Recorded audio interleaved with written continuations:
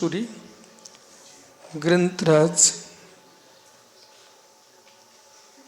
नीति वाक्यामृत में कोश मुद्देश में समझा रहे हैं। देश की वृद्धि और देश का क्षय कोश के बल पर है। कोश है तो वृद्धि है, कोश का अभाव तो क्षय। अर्थव्यवस्था भंग होते ही सारी व्यवस्था भंग हो जाती है, चाहे राज्य हो चाहे घर हो।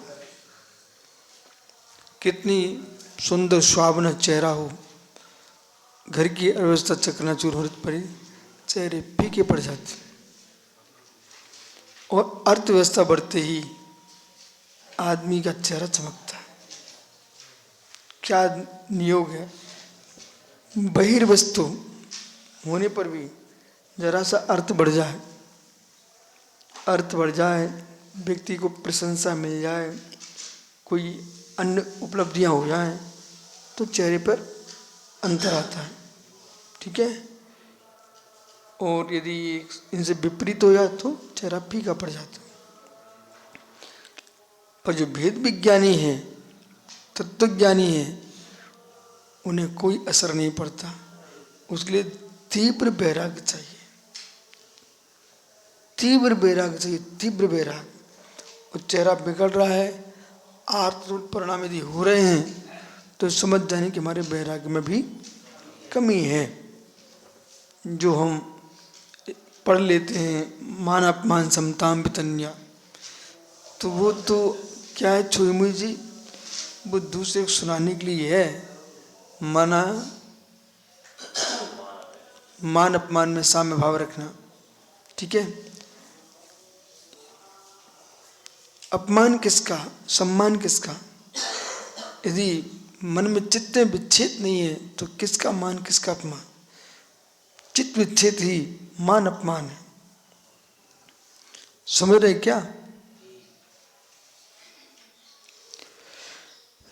सातिश हिरण्य रजत प्रयो व्यवहारिक नाणक बहुलो महापति व्यापसे कोश कुड़ा।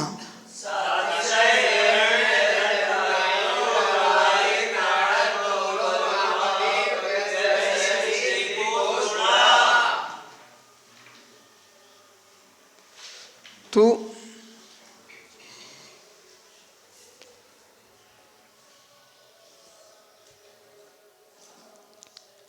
जो पितामह, इनकी संपत्ति यदि मिल गई बेटे को, पितामह,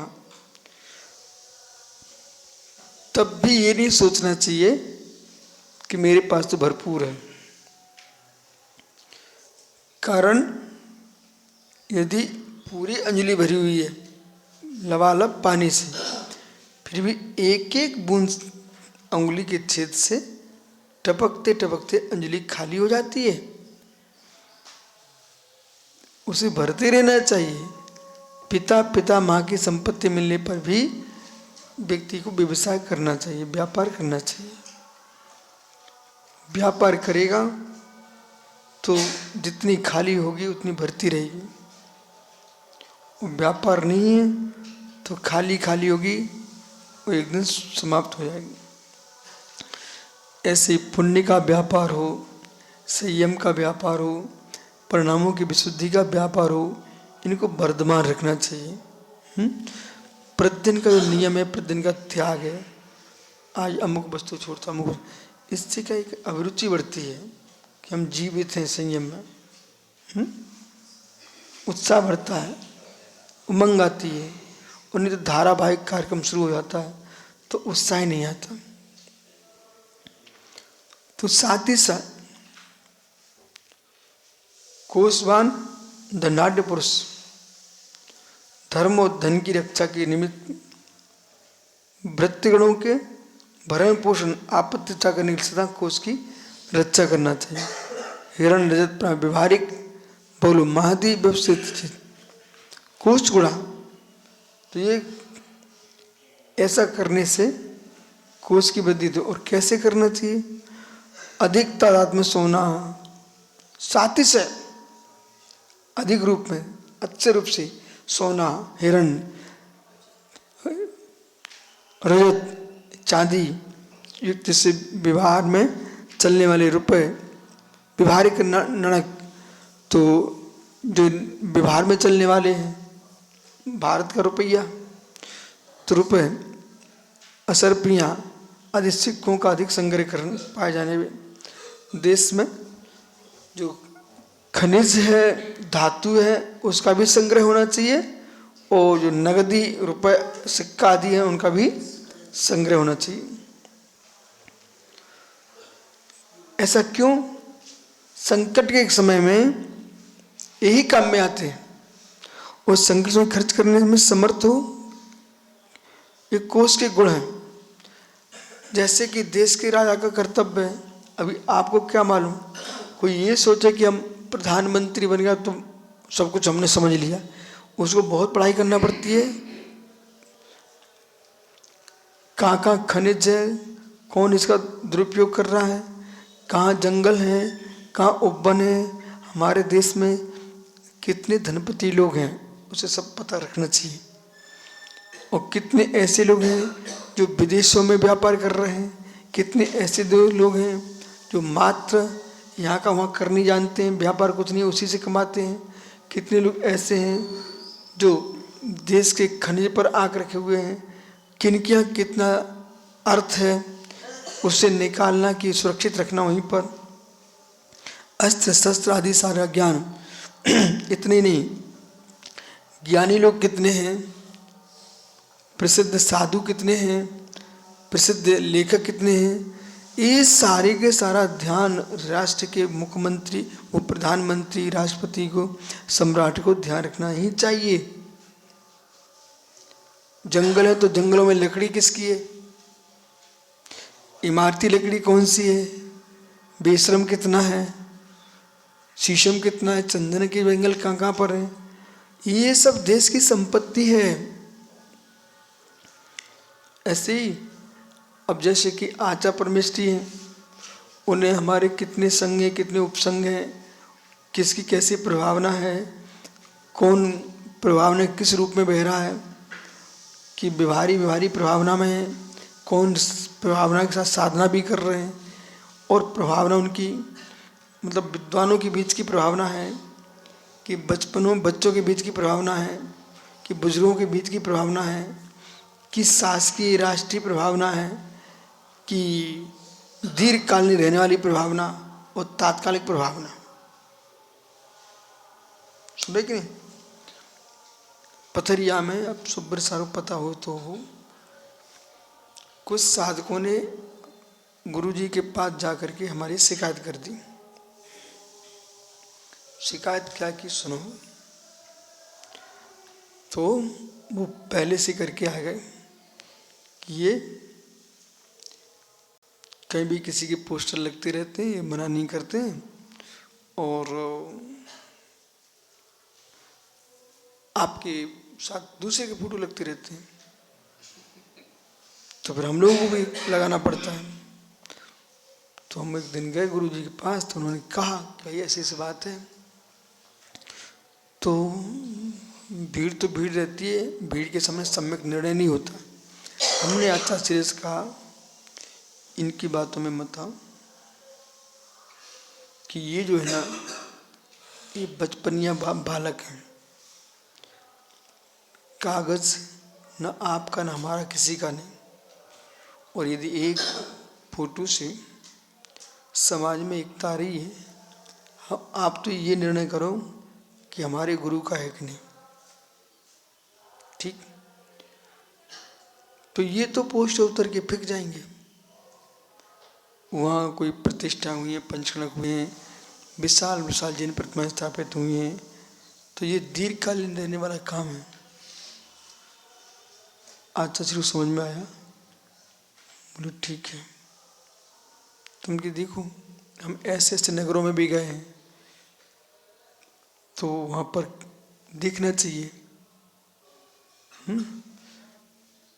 तो उस समय उनको समझ में आया कि ये लोग मात्र बातें करते हैं ना समझे के। 1999 में भी एक बात आई थी, तो हमने कही वो सबके सामने आई थी। हमने ये हम नहीं कर पाएंगे, ये हम नहीं कर पाएंगे। हमने ऐसा बोल दिया कि हमारे एक महात्मा जी बोले,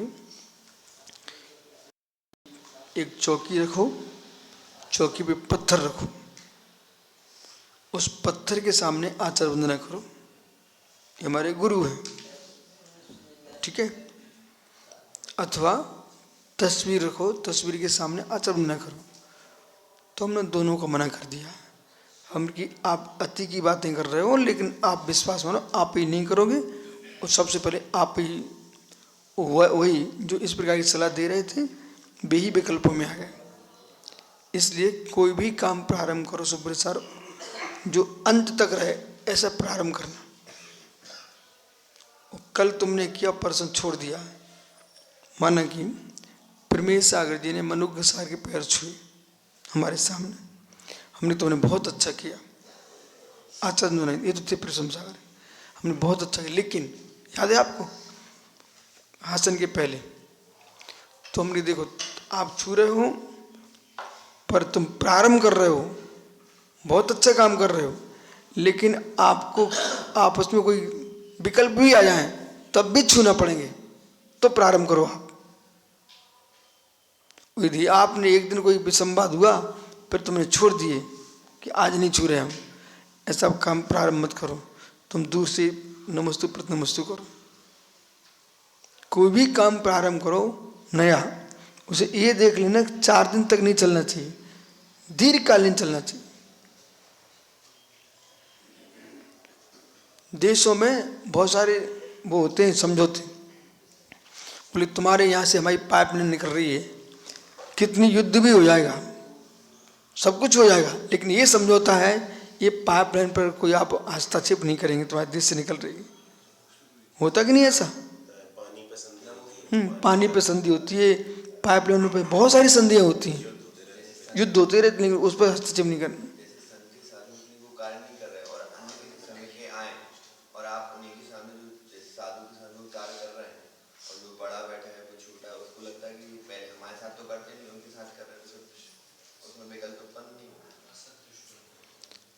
तुम सुनिए हम क्या समझा रहे हैं।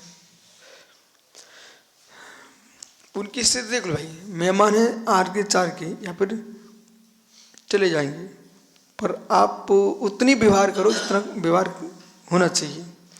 एक्स्ट्रा व्यवहार करोगे तो संक्लिष्टता बढ़ेगी परस्पर में। कैसा कि तुम गुरु हो और तुम्हारा चेले दूसरे के लिए तो बड़ी प्रभाव, पैर पड़ रहा है, नाक रगड़ रहा है और आपको नमस्ते भी नहीं कर रहा है, तो वो अज्ञानी है। यदि सामान्य रखते तो सामान्य करो, विशेष रखते तो सर्वथा विशेष करना। ऐसा भी नहीं हो एक बार तुम मिले किसी से तो तुमने बहुत अच्छी अगवानी की, पर उनका व्यवहार देखा तुम दूसरी वजह मिले तो तुम सूखे सूखे हो गए और उनके परिणाम खराब होने लग गए। ऐसा हुआ है। एक बार हमारे विवाह साहब के पास किसी आचार्य से मिले तो उनने बहुत भी नहीं किया, उन्होंने बेहोशा करने, लेकिन उनने अपना रूप बदल दिया। जब रूप बदल दिया तो बेहोशा दोबारा फिर मिले तो उन्होंने अपना रूप बदल दिया। हो तो जब रूप बदला उन्हें लगा यार हमने, फिर उनने उनको चैन नहीं पड़ा, उन्हें पूछ ही लिया, अरे बेहोशा अगर आप पहले मिले तब बहुत विनय कर रहे थे, अब की बार। बोले गुरुजी हमारी कोई भूल नहीं है, जैसा होता वैसा हमने कर दिया, हमने आपकी बहुत विनय किए पर आपने उसका दुरुपयोग किया, इसलिए हमने सामान्य कर लिया। यह व्यवसाय घटना है, सत्य घटना भी हो सकता है, माता ही साथ में हो, है कि नहीं सत्य घटना। हाँ, तो कभी कभी सुब्रत सर ऐसा होता, कुछ लोग अपना भीड़ दिखाने के लिए, प्रभाव दिखाने के लिए आपको बुलाते हैं, और फिर बुलाने के बाद कोई स्थान नहीं, धुतकार देना, कुछ नहीं, बिल्कुल उपेक्षा कर देना।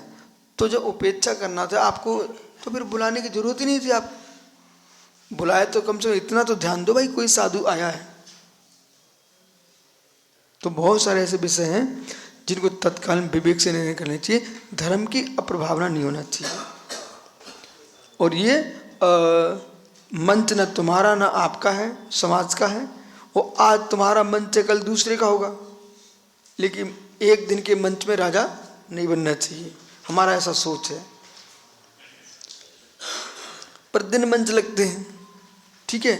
एक सज्जन ने हमसे प्रश्न किया सुबह, बोले पता ही नहीं चलता आपके यहाँ कब कौन से पर्व निकल गया, कब कौन सा दिन निकल गया, किसका दीक्षा दिवस है, किसका जन्म।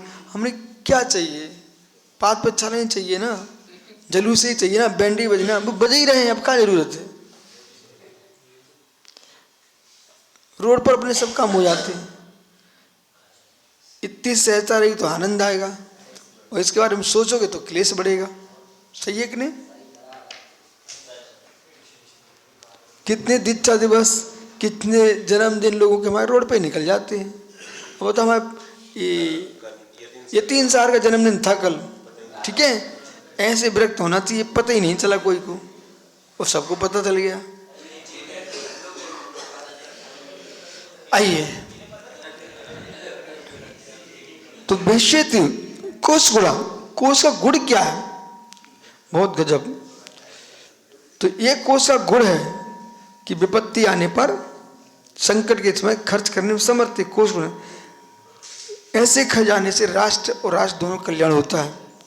इतना भरा रहना चाहिए खजाना, इतना भरा रहना चाहिए खजाना कि 1, 2, 4 साल तक घनघोर अकाल आदि पड़ जाए तब भी देश की प्रजा त्राहिमाम न हो पाए। इतना धन धान्य, मालूम, इतना खर्च होने के बाद भी देश में सब भरा रहता है सामान, गेहूं, चना, चावल सब रखे रहते हैं। 1 साल का दूसरा बदलते रहते हैं, नया भर देंगे, पुराना निकाल देंगे। जैसे अभी आम के फल आ रहे हैं, चाहे महाराष्ट्र के आ रहे हों, यहाँ तो अभी आ ही नहीं सकते, सब महाराष्ट्र के आ रहे हैं, लेकिन ये वो आ रहे हैं जो पुराने भरे हुए रखे हुए हैं। अभी नए बहुत कम आ रहे हैं। बोले क्यों? उनका स्वाद तुम देख लो, और जिनका त्याग कर चुके थे ना, उन्हें पता करना चाहिए। नए वाले हैं तो लेना, पुराने तो नहीं लेना। ये पुराने रखे हुए हैं जिन्हें स्वाद कुछ नहीं है, मात्र रंग दिख रहा है, हैं?